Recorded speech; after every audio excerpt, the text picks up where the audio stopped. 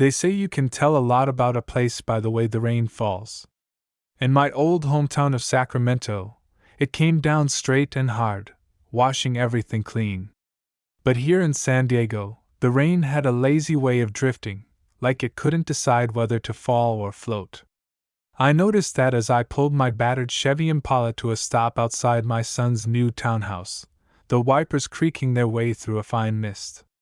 My back was stiff from the long drive down the coast, every crack in the highway sending a jolt up through the seat.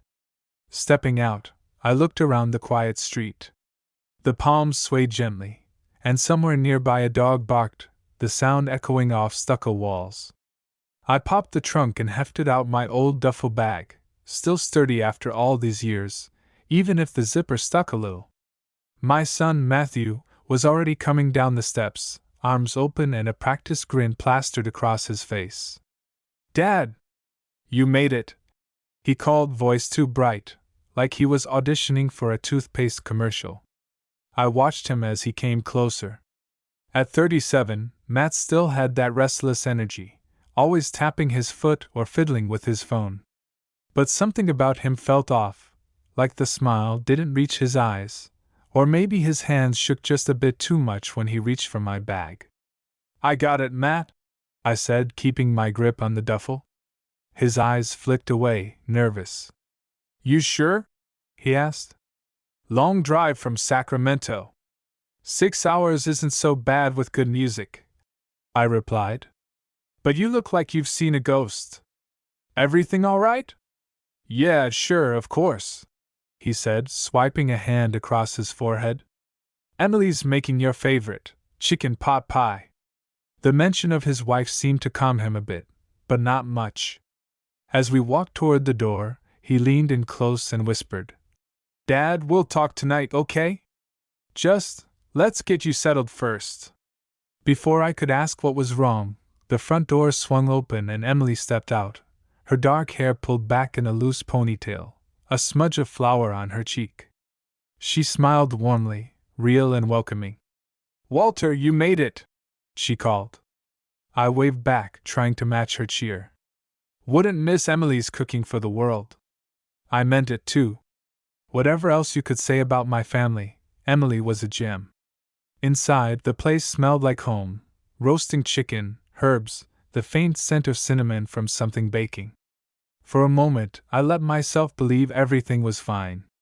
But as Matt guided me to the guest room, his hand gripped my shoulder a little too tight, and he kept glancing over his shoulder like he expected someone to jump out at us. The guest room was neat, but felt smaller than I remembered. I hung up my shirts, lining them carefully in the tiny closet. 45 years running an appliance store in Sacramento had taught me the value of order. It kept my hands busy, gave my mind less time to worry. But tonight, I could feel the worry seeping in, stubborn as rust. I took my blood pressure meds and peered out the window. There was Matt pacing in the small backyard, a cigarette glowing between his fingers. When did he start smoking again? Emily hated it, I knew. He took a drag, staring at the fence like it might answer whatever questions were gnawing at him. I sat on the edge of the bed, hands in my lap, and listened to the house. Pots clattered downstairs, the TV mumbled about sports scores, and somewhere in the neighborhood, a siren wailed. But underneath it all, something wasn't right. The last time Matt called, he'd been cagey about money troubles. He'd always been a dreamer, sometimes a schemer, but never dishonest with me, at least, not until now. The way he'd acted tonight, like a man balancing on the edge of a cliff, made my gut twist. I heard Emily's voice drift up the stairs. "Walter, dinner's ready!" I stood, smoothing the wrinkles from my shirt, and took one last look at Matt outside. He flicked the cigarette away and squared his shoulders, bracing himself for something. So did I. Tonight, I had a feeling, would change everything. Dinner at Matt and Emily's always used to feel like a treat, like I was a guest of honor, not just the old man visiting from out of town. But tonight, the kitchen felt colder somehow, despite the warmth of the oven. Emily set the table with her usual care, lighting a candle and humming an old country song. Matt poured himself a glass of wine, then poured one for Emily and me. His hands trembled just enough that I noticed, even though he tried to hide it behind a joke about Dad's famous luck with traffic. We made small talk. Emily asked about the drive. I told her about a funny billboard I'd seen near Oceanside. Matt laughed too loudly, then stabbed at his chicken pot pie like it had personally offended him. Emily, always the peacemaker, filled the silence with stories from her new job at the school library. I tried to relax, but the tension in the air made my skin itch. I watched Matt. He barely touched his food, just kept slicing the crust into tiny pieces and pushing them around his plate. Every now and then, he'd glance at his phone, then quickly set it face down on the table. When Emily got up to refill the tea, he leaned over and whispered, "After dinner, Dad?" "I promise." I nodded, letting him have his secret for a few more minutes. I'd learned long ago not to push too hard. People tell you what they're ready to tell. I took another bite, chewed slowly, thinking about my shop back in Sacramento, the familiar smell of motor oil and hot coffee, the cluttered office where every bolt and invoice had its place. Life had been simple then. Now, sitting here, I felt like a stranger in my own family. Halfway through dessert, Emily's homemade apple cobbler, Matt finally put his fork down with a sigh. "I can't do this anymore," he said suddenly, his voice raw. Emily looked at him, startled. "Do what?" she asked gently. Matt stared at the table, his knuckles white. "Pretend everything's fine." He turned to me, and for a moment, I saw the scared little boy he'd been, not the grown man hunched over in worry. "Dad, we need to talk." "Now." Emily tried to protest, but Matt shook his head. "Please, Em. Just let me talk to my father." The two of us went out onto the small backyard patio. The night was cool and clear, the sounds of the city drifting in from a few blocks away, sirens, laughter, a distant train whistle. Matt pulled a pack of cigarettes from his pocket, offered me one out of habit. I shook my head. He lit his, the flame catching briefly on his unsteady fingers. "I'm in trouble, Dad," he said, not looking at me. "Serious trouble." I let him talk. The words spilled out like water from a cracked dam. Credit cards, business loans, a failed investment with some guys who'd promised big returns. Now the payments were coming due, and the people he owed weren't the kind that sent friendly reminders in the mail. "It started small," Matt said, his voice barely above a whisper. "Just a few thousand here and there. Then I tried to fix it, borrowed more, tried to cover the first loan. It just kept growing." He looked at me, eyes rimmed with red. "Now they want it all back, with interest. The kind of interest that gets people hurt if you don't pay." "How much?" I asked, though I already dreaded the answer. Matt swallowed, the cigarette trembling between his lips. "Over $1 million, he admitted. "I know it sounds insane. I know I screwed up. But I'm begging you, Dad, I need help. You're the only person I can trust." I stared at him. My hands felt heavy, useless. I'd worked my whole life for what I had, ran that shop through recessions, funerals, floods. I had some savings, my house, the retirement account Martha and I built together. But $1 million? It might as well have been 10 million. Still, I saw the desperation in my son's face, the way his shoulders curled in on themselves, as if bracing for a blow. "Matt," I said slowly, "I love you. But you're asking me to give up everything I have, everything I built, to bail you out. That's not something I can just decide over one dinner." He nodded miserably. "I know. I didn't know who else to turn to." A long silence stretched between us. Somewhere down the street, a dog barked and a car backfired. Matt finished his cigarette and crushed it out on the patio bricks. "I'm not saying no," I said finally. "But you have to tell me everything. Who are these people? What exactly did you promise them?" Matt hesitated, then pulled his phone from his pocket, scrolling to a set of messages. There's 3 of them. Names you probably don't want to know. But if I don't pay them back soon, they said they'd come after me. After Emily, too. Dad, I'm scared. I looked at my son, truly looked at him, the way his hair had started to thin at the temples, the fine lines at the corners of his eyes, the exhaustion in his posture. I remembered him as a boy, running down the street with skinned knees, begging for just 5 more minutes at the park. Somewhere along the line, life had battered that boy into this desperate man. Let's go inside, I said quietly. We'll figure this out. But first, you need to promise me you'll tell Emily. She deserves to know the truth. Matt nodded, shame etched deep in his face. Inside, the kitchen was quiet. Emily was wiping down the counters, her face drawn and tired. I cleared my throat, and she turned eyes wide. Emily, I said, Matt has something he needs to tell you. The words hung in the air, heavy as stones. It was time to let the truth out, no matter how much it hurt. Matt's confession came out slow at first, like he had to wrestle every word into the open. Emily listened, arms folded tight across her chest, her eyes going from concern to shock, then finally to something like heartbreak. I stood by, watching the 2 of them, a strange mix of anger and pity twisting in my gut. He told her everything, about the business deals gone bad, the spiraling loans, the threats from men who didn't care about excuses or payment plans. Emily covered her mouth, tears shining in her eyes as the truth kept coming. When he finally finished, the silence in the kitchen felt like the air before a thunderstorm. So, all of it, Emily whispered, her voice trembling. All the late nights, the secret phone calls, the cash withdrawals, it was all about them? Matt nodded, shoulders slumped.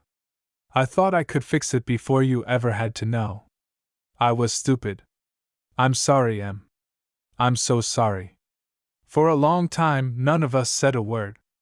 The refrigerator hummed quietly, and somewhere in the neighborhood, a siren wailed into the distance. I glanced at the clock.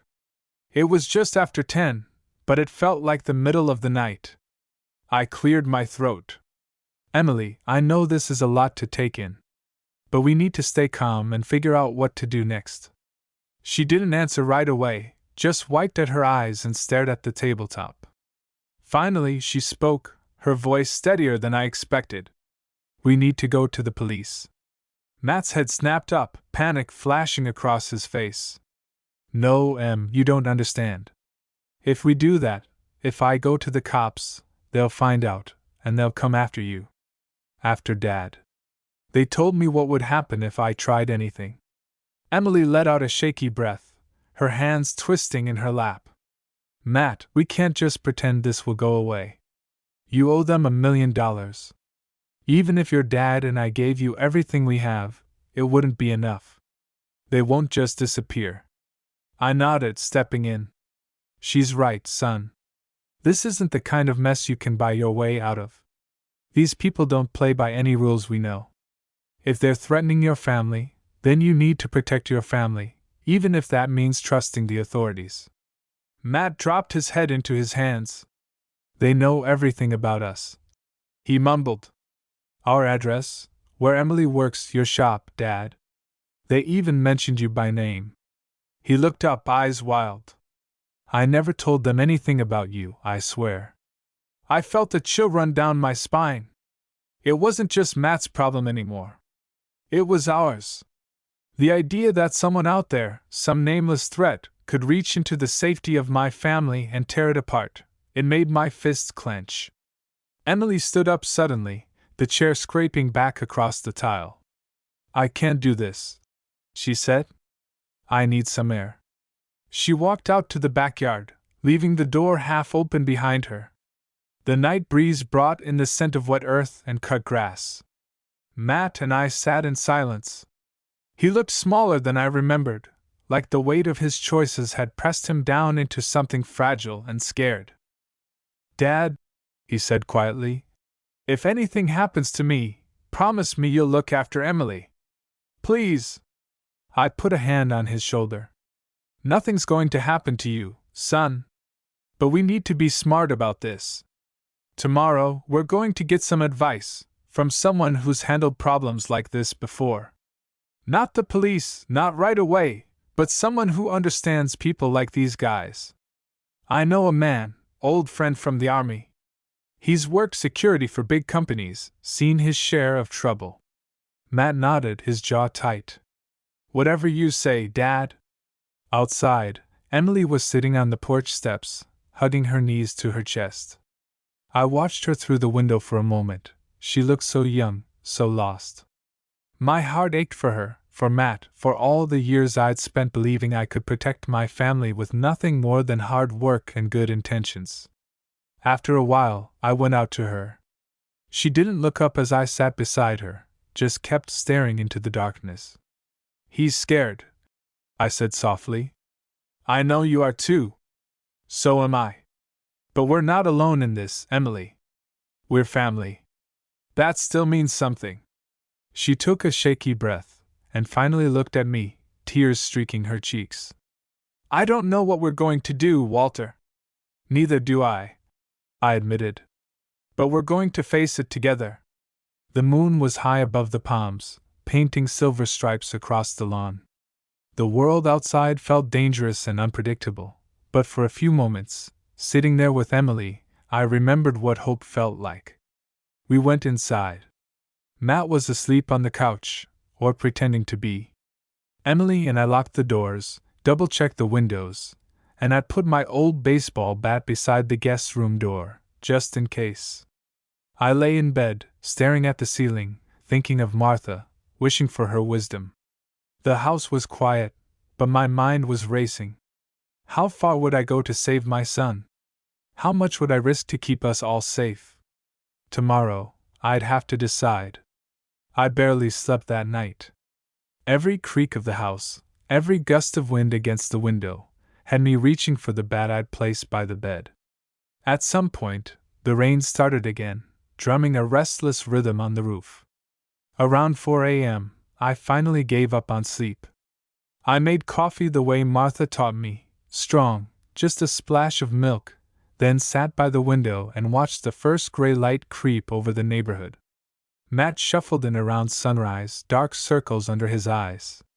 You didn't sleep either, huh? He asked. I shook my head. He poured himself coffee and joined me at the table.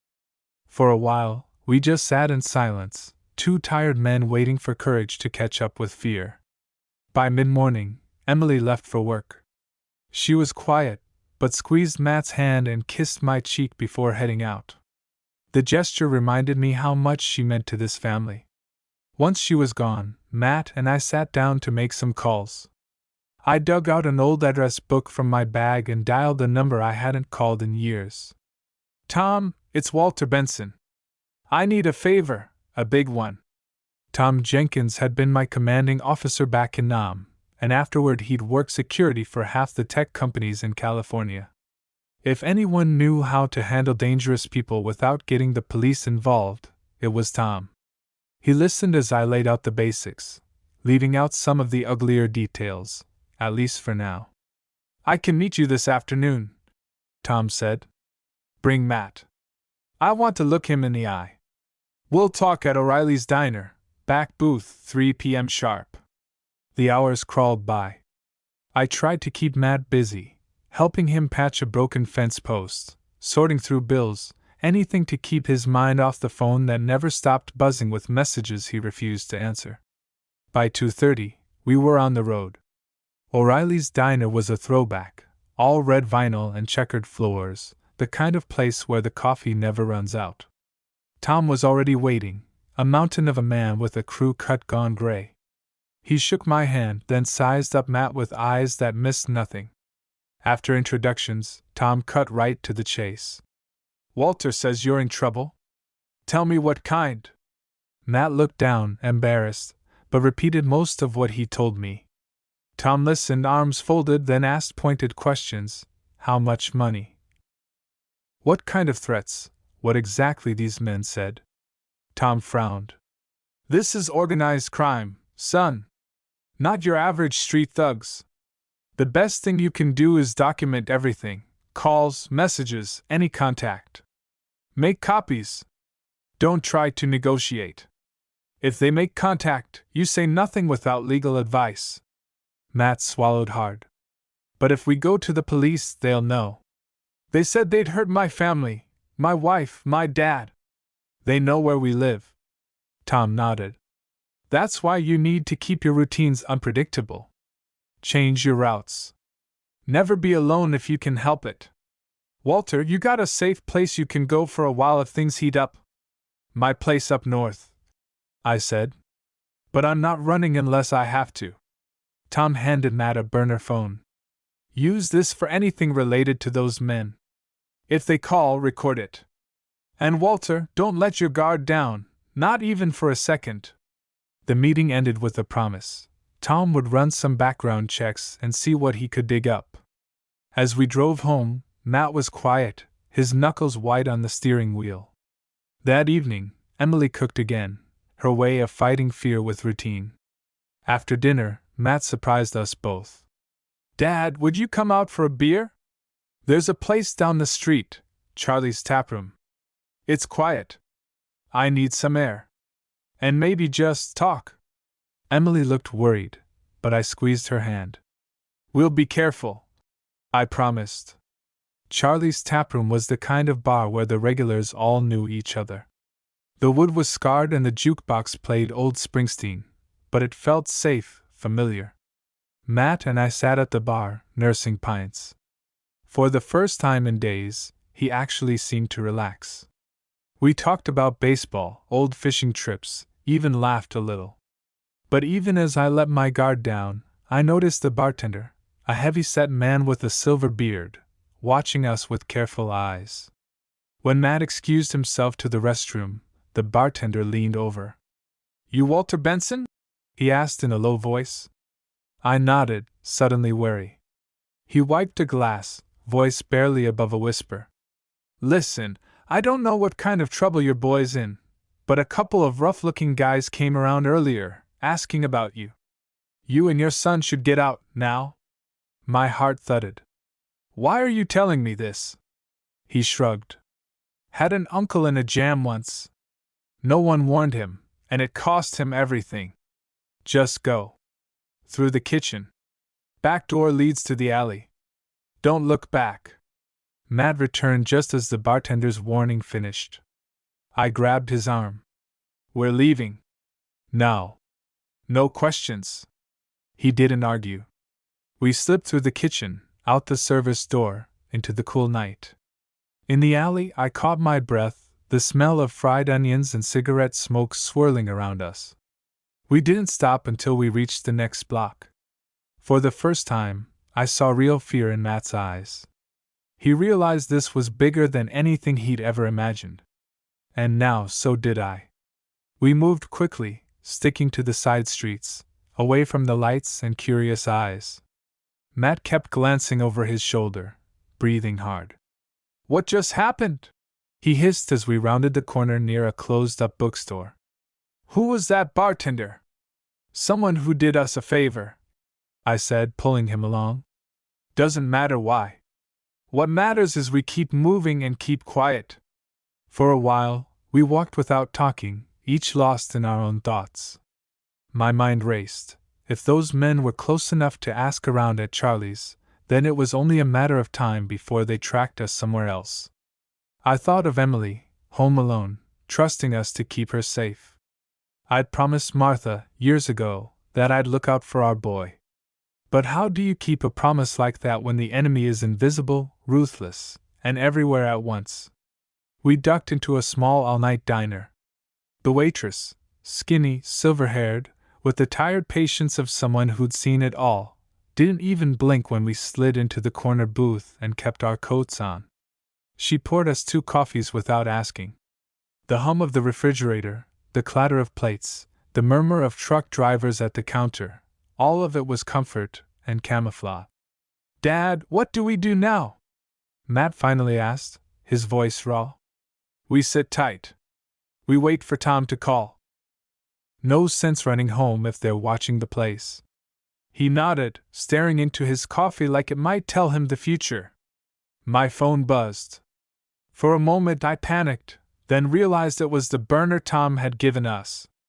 I answered quietly. Walter, it's Tom. I did some digging. Your son's problem is a man named Dorsey, Eli Dorsey. Former loan shark, now running muscle for some Vegas syndicate. If he's in town himself, it's serious. And he doesn't leave loose ends. My blood ran cold. I'd heard the name before, a whisper around poker tables, a rumor at the VFW. The kind of man who left scars and stories in equal measure. Tom, what do we do? For now? Stay public. Stay unpredictable. And whatever you do, don't go to the cops yet. Dorsey's got eyes everywhere. I'll see what I can find out about his crew. I'll call when I know more. I thanked him, hung up, and relayed the information to Matt. He paled, pushing his cup away. I never wanted to drag you into this, Dad. Doesn't matter, I said. We're here now. All we can do is keep each other safe. A group of night shift nurses entered, laughing, breaking the tension in the diner. I watched every face, every movement, but saw no sign of trouble. Still, I couldn't relax. My instincts, old as the army and twice as stubborn, wouldn't let me. We stayed until nearly dawn, then slipped out the back and took a roundabout route to a cheap motel by the highway. I paid in cash, using a fake name, something I hadn't done since I was a teenager dodging a truant officer. Matt looked exhausted, but sleep was out of the question. I propped a chair against the door, sat by the window, and watched the lot for anything suspicious. Around 8 a.m., Emily called Matt's phone, panic in her voice. Where are you? I woke up and you were both gone. The house phone rang at 6. No one spoke, but I heard breathing. Matt tried to sound calm, but I could hear the fear in his voice. Emily, pack a bag. Go stay with your sister for a few days. Don't go anywhere alone. Don't tell anyone where you're going, not even your friends at work. We'll call when it's safe. I heard Emily's breath hitch, then she whispered, Okay. Please, Matt, please don't do anything stupid. I love you, he said. I'll explain everything soon. Just go. Now. After the call, Matt slumped against the wall, looking more broken than ever. I can't believe this is my life, he muttered. I was just trying to fix my mistakes. I never wanted anyone hurt. Son, nobody wants trouble until it's at their door. I told him quietly. But you're not alone. You got me. And you got Emily. That's more than most folks facing down Dorsey can say. He managed a thin, grateful smile. Thanks, Dad. We passed the day in silence, keeping the curtains drawn and the TV on low. Tom texted once. Working contacts. Stay put. By dusk, my nerves were shot. I felt every ache in my bones, every regret in my heart. I kept thinking about how one decision, one bad loan, could ripple out and endanger everyone you love. At sunset, Tom finally called. Walter, listen. Dorsey's guys are planning something tonight. They think you'll try to run, maybe head back up to Sacramento. If you do, they'll be waiting on the highway. Should we stay here? I asked, my voice low. Safer for now. But Walter, don't trust anyone. And if anything happens, call me first, not the police. I've got a friend who can move you if things get hot. I thanked him, feeling both relieved and terrified. As I ended the call, I saw headlights sweep across the motel curtains. Matt and I held our breath. Were we just another set of marks in a game we could never win? Or did we still have a chance, one last hand to play? I thought of Martha's old saying, you only lose when you stop fighting. So we waited, and listened, and prepared. Tomorrow, I would need every ounce of strength I had left. The night pressed in close, thick with the kind of dread you can almost taste. Matt lay on the motel bed, eyes wide open, staring at the ceiling as if he could see the future written in the cracked plaster.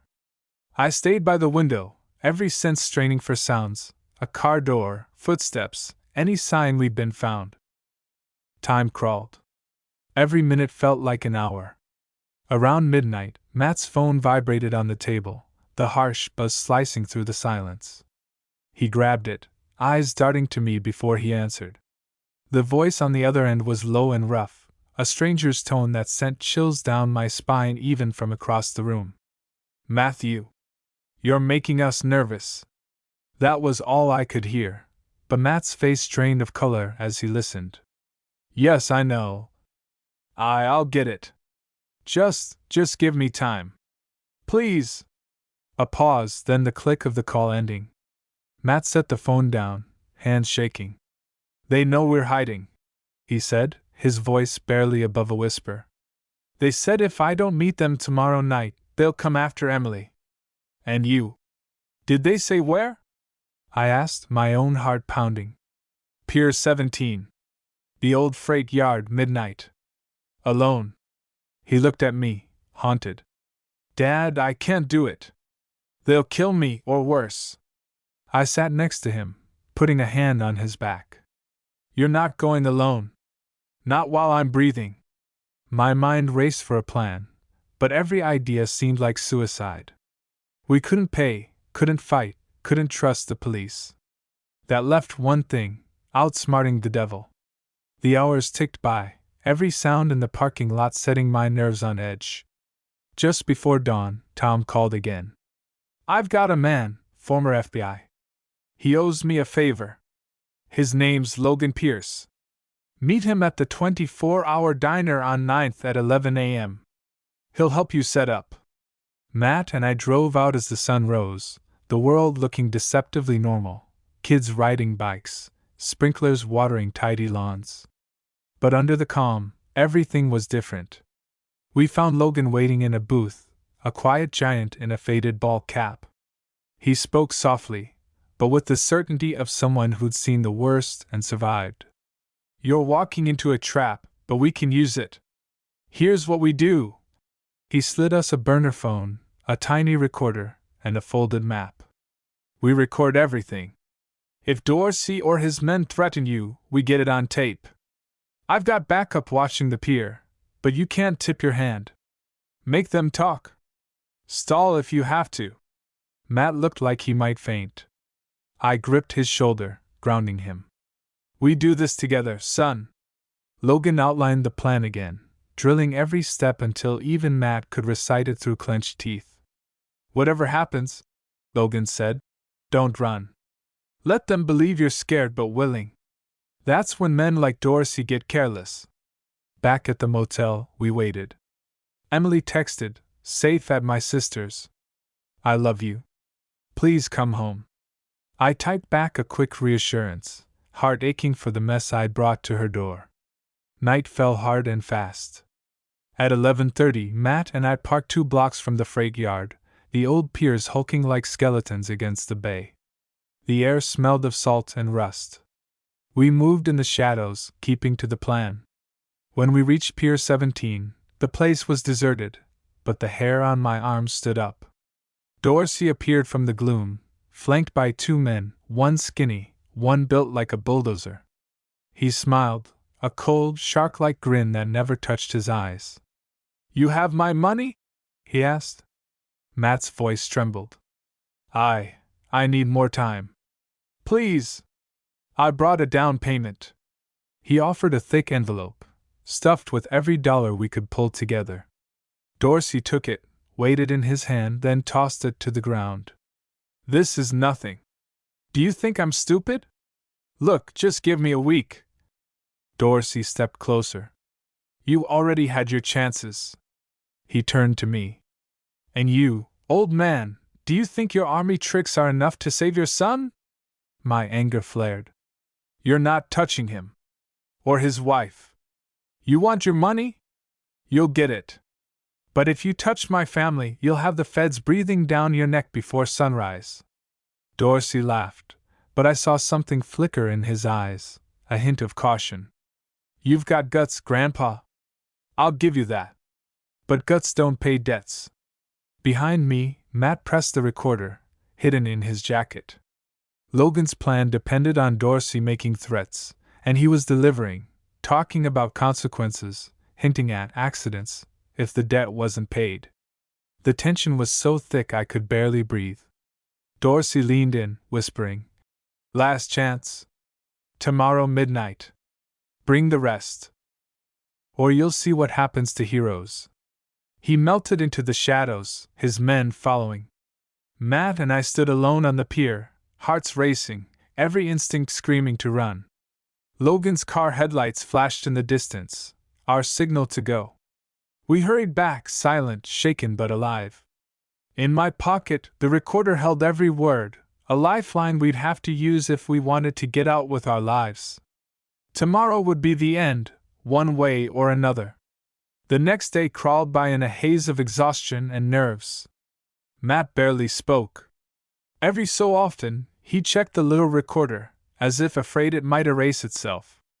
I spent the morning double-checking every part of Logan's plan, rehearsing what I'd say, what I'd do if things went sideways.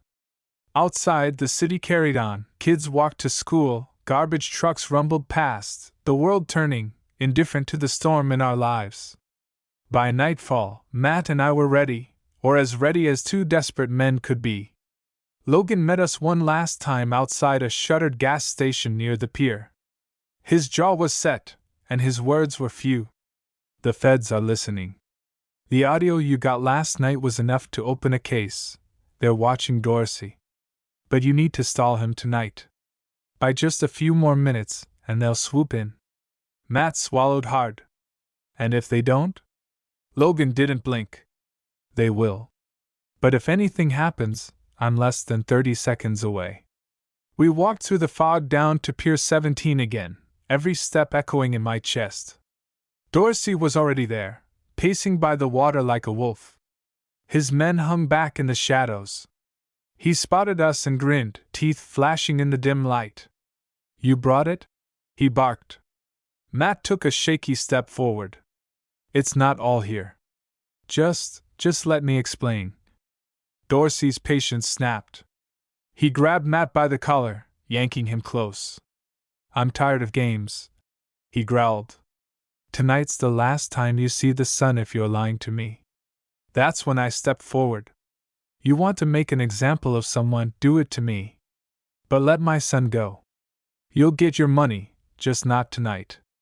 Dorsey shoved Matt aside, turning that cold stare on me. "Old man, you think I won't." Before he could finish, headlights snapped on at the far end of the pier. Doors slammed. Suddenly, men in windbreakers were pouring out, weapons drawn, voices booming through bullhorns. "FBI. On the ground. Now." For a split second, Dorsey tried to run. His goons reached for their jackets, but Logan's team was faster. In seconds, Dorsey and his men were face down, hands behind their heads, agents swarming them. I could see the rage and disbelief on Dorsey's face. He'd been outplayed, and he knew it. Matt and I stood frozen, the adrenaline making my knees shake. An agent approached, flashing his badge. "Mr. Benson? Mr. Benson? You're safe now. We've been tracking Dorsey for months." That recording was the last piece we needed. Matt started sobbing in relief, his hands shaking so hard he nearly dropped the recorder. I put my arm around his shoulders, feeling him lean against me like he was 5 years old again and monsters still lived under the bed. It was over. Or at least, the worst of it was. They took our statements, collected the evidence, and sent us back to the motel with an escort. Emily was waiting there, pale and teary-eyed. She ran to Matt and hugged him so tight I thought he'd crack in two. I hugged them both, the weight in my chest lifting, just a little. That night, none of us slept much. But it wasn't fear that kept us up, it was relief, gratitude, and the overwhelming realization that we were alive, together, and free. The days that followed were a blur of police interviews, news vans, and paperwork. Dorsey and his men were charged with extortion, conspiracy, and a laundry list of other crimes. The story hit the local news, but our names were kept out of it, thanks to Logan and the feds. Matt started seeing a counselor. Emily, too. The debts were gone, wiped clean as part of the sting operation. It wasn't a miracle, just good luck and hard work from strangers who became friends. I took the first bus back up to Sacramento, eager for the peace of my quiet house and the old routines that had kept me sane for years. One afternoon, Matt called. His voice sounded stronger, steadier. "Dad, I just wanted to say thank you. For everything. I don't know what I'd have done if you hadn't come." I looked out at my overgrown lawn, the sprinkler ticking in the dusk. "That's what fathers do, son. We fight for family. And sometimes we get lucky enough to see them find their way back." After we hung up, I stood for a long time in the doorway, watching the sky fade from orange to blue. I thought of Martha, and all the promises I'd made her. Maybe I hadn't always done things right. Maybe I'd missed too many games, worked too many late nights. But when it counted, I was there for my boy. And in the end, that was enough.